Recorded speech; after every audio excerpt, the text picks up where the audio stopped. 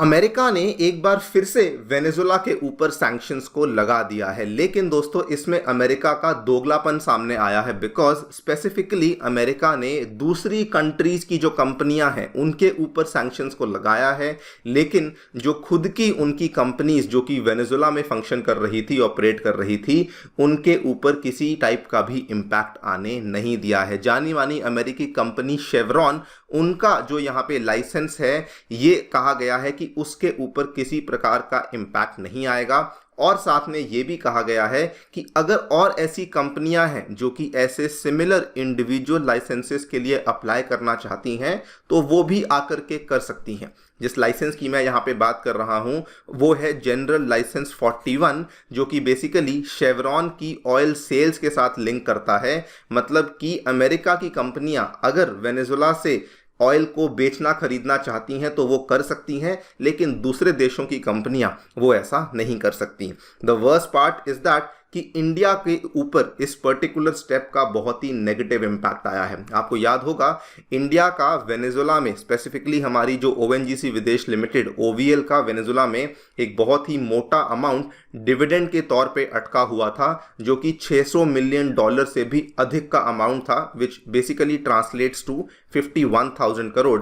लेकिन अब वो वाला अमाउंट इंडिया का फिर से वहां पे स्टक हो चुका है। इस अमाउंट को निकलवाने के लिए इंडिया ने वेनेजुला के साथ एक ऑयल डिविडेंड डील को भी साइन किया था, जो कि आज से 3 महीने पहले साइन किया गया था।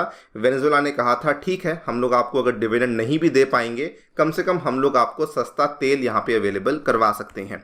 लेकिन अब इंडिया का जो डिविडेंड है वो तो स्टक हो ही गया, और ऑब्वियसली क्योंकि इंडिया सैंक्शनड कंट्री से तेल नहीं खरीदता है तो इंडिया अब यहाँ पे सस्ता तेल भी नहीं खरीद पाएगा। दोस्तों इतना ही नहीं, इसके बाद क्योंकि इंडिया यहां से तेल नहीं खरीद पाएगा, ये भी हमें देखने को मिल रहा है कि चाइना अब भारी मात्रा में वेनेजुला से क्रूड ऑयल को खरीदने वाला है। सो यूएसए के एक स्टेप की वजह से सबसे पहले तो इंडिया को नुकसान हुआ, चाइना को फायदा हुआ, and most importantly USA made sure कि उनकी जो बड़ी बड़ी कंपनियां हैं उनको यहाँ पे किसी टाइप का नुकसान ना झेलना पड़े। बात करेंगे इस पूरी कहानी के बारे में जो कि हमें यहाँ पे देखने को मिली है कि एग्जैक्टली यूएसए के द्वारा सैंक्शंस को क्यों दोबारा लगा दिया गया, इंडिया को कैसे नुकसान हो रहा है, चाइना यहाँ पे कैसा फायदा लेने वाला है। इन सभी चीज़ों को समझने का प्रयास करेंगे। आइए शुरू करते हैं दोस्तों मेरे साथ। मेरा नाम है अनिरुद्ध। यदि आप लोग हमें फॉलो करना चाहते हैं, हमारे लेक्चर्स के अपडेट्स को प्राप्त करना चाहते हैं, तो यहाँ पर दिए गए टेलीग्राम चैनल्स के माध्यम से ऐसा कर सकते हैं।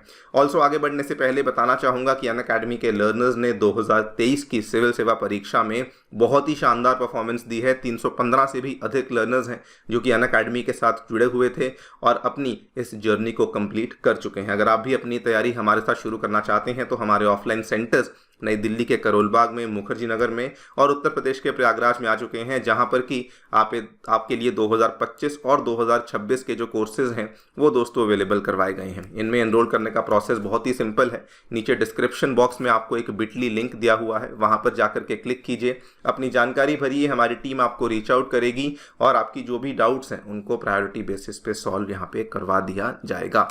ऑल राइट, सो जस्ट पिछले साल की ही बात है, इनफैक्ट आज से जस्ट 6 महीने पहले की बात है। बहुत लंबी नेगोशिएशंस के बाद अक्टूबर 2023 में अमेरिका के द्वारा वेनेजुला पे जो ऑयल को लेके सैंक्शंस लगाए गए थे, जो कि काफ़ी लंबे टाइम से चलते आ रहे थे, उनको यहाँ पे हटा दिया था। अक्टूबर 20, 2023 की ये खबर है।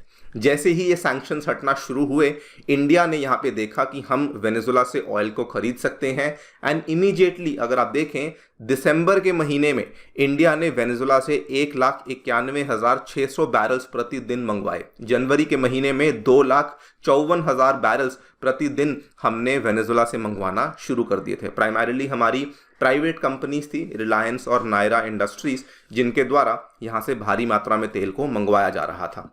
इतना ही नहीं, कहा यह भी गया था कि इन 2 महीनों में इंडिया वेनेजुलन क्रूड ऑयल का टॉप बायर बन के उभरा था और हमने चाइना को भी यहाँ पे आसानी से पछाड़ दिया था। यहाँ पर आप लोग डेटा भी देख सकते हैं कि चाइना जो कि एक टाइम पे भारी मात्रा में तेल मंगवा रहा था, 2 million ton, even 2.5 million ton के आसपास पहुंच चुका था, वो गिरते गिराते दिसंबर जनवरी में बहुत ही कम हो चुका था और इवन फरवरी मार्च में तो ये और भी ज़्यादा गिरने लग चुका था, बिकॉज इंडिया भारी मात्रा में तेल को यहाँ से निकलवा रहा था। लेकिन अब हमें क्या देखने को मिलता है, एक बार फिर से जस्ट आज से 2 दिन पहले 18 अप्रैल को अमेरिका ने फिर से वेनेजुएला के ऊपर ऑयल सैंक्शंस को इम्पोज कर दिया है। अमेरिका ने कहा कि हम लोग यहाँ पे फिर से ऑयल सैंक्शंस को इसलिए इम्पोज कर रहे हैं बिकॉज जो वेनेजुएला की गवर्नमेंट है उन्होंने डेमोक्रेटिक प्रिंसिपल्स को अडेयर नहीं किया है। उनके जो यहाँ पे चुनाव होने वाले हैं, हमें लगता है कि वहाँ पे चुनाव फ्री एंड फेयर नहीं होने वाले, इसीलिए हम लोग यहाँ पे सैंक्शंस को दोबारा से इम्पोज कर रहे हैं। आप ध्यान से देखिए, ये अमेरिका का जो स्टेट डिपार्टमेंट, जो उनके स्पोक्स पर्सन है, उन्होंने बोला कि जनरल लाइसेंस 44 जिसके तहत transactions related to the oil and gas sector हो रही थी, this will expire after midnight and this will not be renewed. ये 18 अप्रैल की खबर है। स्पेसिफिकली इन्होंने जनरल लाइसेंस 44 को यहाँ पे रद्द किया था। अब इसका नेगेटिव इंपैक्ट क्या हुआ? सबसे पहला नेगेटिव इंपैक्ट हुआ भारत के ऊपर। क्यों? क्योंकि नंबर 1, इंडिया भारी मात्रा में तेल खरीद रहा था। नंबर 2, इंडिया की जो हमारी ओएनजीसी विदेश लिमिटेड कंपनी है, उन्होंने असल में वेनेजुएला में कई साल पहले बहुत भारी निवेश किया हुआ था। हमारा जो निवेश किया हुआ था वो वेनेजुएला की 2 बड़ी बड़ी ऑयल फील्ड्स में ओएनजीसी के द्वारा स्टेक को हासिल किया था। एक ऑयल फील्ड का नाम है सैन क्रिस्टोबाल, दूसरी ऑयल फील्ड का नाम है कैराबोबो ऑयल फील्ड।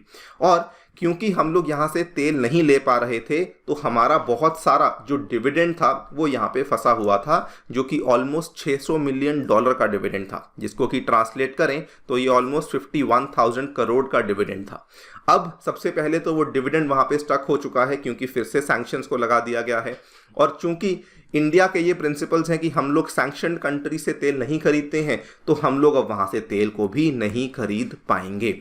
लेकिन इसका जो नेगेटिव इम्पैक्ट आया है वो एक और ये भी आया है कि क्योंकि अब इंडिया तेल नहीं खरीद रहा है, तो कहा यह जा रहा है कि चाइना भारी मात्रा में वेनेजुएला से तेल को खरीदने वाला है। क्योंकि वैसे भी ये तेल पहले नहीं खरीद पा रहे थे because of very hard competition from India, लेकिन अब इंडिया की तरफ से कोई कंपटीशन नहीं और चाइना आसानी से वेनेजुएला से क्रूड ऑयल को खरीदने वाला है। यहाँ पर आप देखिए एनालिस्ट का क्या कहना है। इन्होंने कहा है कि जो कच्चा तेल है वो जाएगा तो अभी भी एशिया ही, लेकिन बस वो इंडिया की जगह अब वो केवल चाइना के अंदर जाने वाला है। यहाँ पर आप देख पाएंगे चाइना साफ साफ बोलता है हमें कोई फर्क नहीं पड़ता यूएसए किसी पे सैंक्शन लगाए ना लगाए, हमें जहां से सस्ता तेल मिलेगा हम लोग वहां से तेल को खरीदने वाले हैं।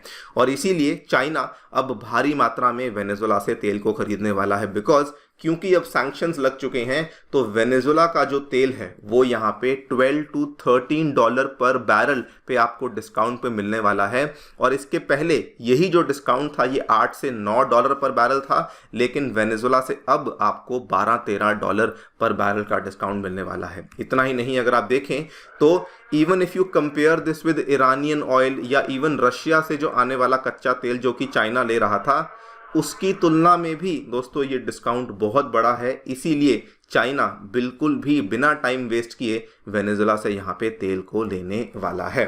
नाउ ये पूरी की पूरी जो गतिविधि यहाँ पे देखने को मिली है from the side of America, इसमें चाइना का फायदा हुआ, भारत का नुकसान हुआ, ये तो ठीक है। लेकिन द वर्स्ट पार्ट इज कि यहाँ पे अमेरिका के द्वारा जो सैंक्शंस को लगाया गया है उसमें हिपोक्रेसी सामने आई है। उन्होंने जनरल लाइसेंस 44 को तो सस्पेंड कर दिया, देखिए जनरल लाइसेंस 44 वो एक्सपायर हो जाएगा, लेकिन उन्होंने अपनी कंपनियों के लिए जो जनरल लाइसेंस 41 है उसको यहाँ पे इम्पैक्ट नहीं किया है। उनकी खुद की जो अमेरिकी कंपनियां हैं वो वहाँ पे काम कर सकती हैं, ऑयल सेल्स कर सकती हैं और उनकी और कंपनियां आकर के भी वहाँ पे लाइसेंस को प्रोक्योर कर सकती हैं। ये जो चीज़ अमेरिका के द्वारा करी गई है ये दिखाती है कि अमेरिका अगर सैंक्शंस लगा भी रहा है तो मेक श्योर कर रहा है कि उनकी कंपनियों के ऊपर किसी टाइप का नेगेटिव इम्पैक्ट ना आए।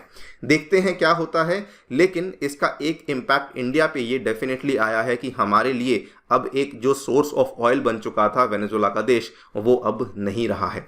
बाकी दोस्तों आप लोग क्या सोचते हैं हमें डेफिनेटली बताएं कमेंट सेक्शन में। जाने से पहले फिर से बताना चाहूँगा कि अनअकैडमी आपके लिए अल्टीमेट स्कॉलरशिप टेस्ट को दोबारा लेकर आया है। अगर आपने इसमें एनरोल नहीं किया है अभी एनरोल कीजिए, ये 5 मई को होने वाला है। टॉपर्स को यहाँ पे स्कॉलरशिप्स और कई सारे इनाम जीतने का मौका भी मिलने वाला है। Thank you so much for listening, stay tuned and stay safe.